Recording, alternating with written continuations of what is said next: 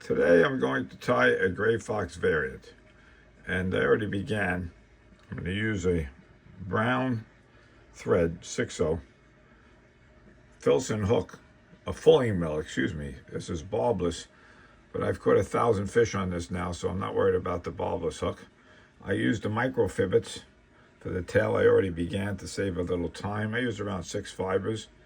I put one underneath it to spread it out so it spreads like that. And now I'm going to make the variant. So I already prepared the hackles. So on this one, I'm going to do a dark one. So I have usually 3 hackles. So I have a gray neck, a brown neck. I lost the gray one. Well, let's see. Somewhere in this mess. Here's a gray neck. So I'm going to use a dark gray for this one. Okay, I found it. I like the brown hackle with the black in the middle. This is a dark one. It's really for like a big Hendrickson. And I'm actually making this one on a 12 hook, but I usually do a 14 to oversize it. But those are the 3 hackles.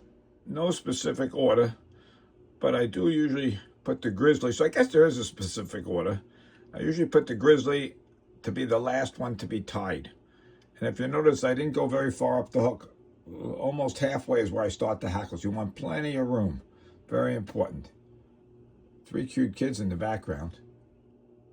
Now when I tie it in, I really tie the thread. It's hard for me to do it as I'm recording. But I'm going to go almost to the front, all the way over those hackles. I leave, a few millimeters in the head. So you can see how I tied it. Plenty of room for the hackles. And when I cut these off, there's going to be plenty of room for the eyed hook. That's very important. I'm going to have to wrap them, but I want you to know I use my fingers because it's a long hackle, and this way I can, after I turn it, I can unweave it so that they don't go sideways. Don't worry with the back hackles to begin with. Go to the back. We'll cut them off later. So I'm going to do one at a time to the front. So I've done one.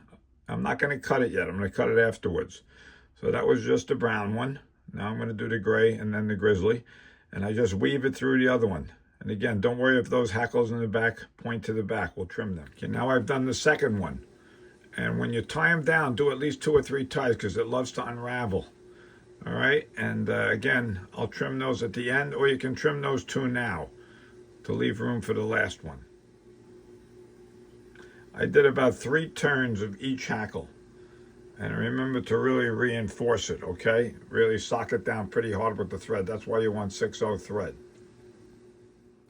That's a pretty good look at the fly. I like the body because you don't need much body, and that color brown's beautiful for the body. It imitates a Hendrickson, and it imitates pretty much anything. The hackles are standing up pretty high, and this is a 12, so it's a big fly.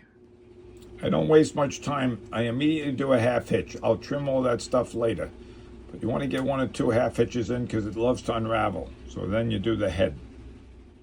So I did 2 half hitches. And you can see there are some of those hackles going to the back, and if you're going to the front, we're just going to take a scissor and trim them off. And it's legal to trim them. Mary Deddy said that to me. So, of course, this is my favorite fly in the world, so I hope you enjoyed tying it. So you can pretty much see I trimmed most of the A-bearing hairs, maybe a few more to do. And then you kiss it and get ready to catch fish. The best part of teaching you guys how to tie this is that I won't have to give you mine.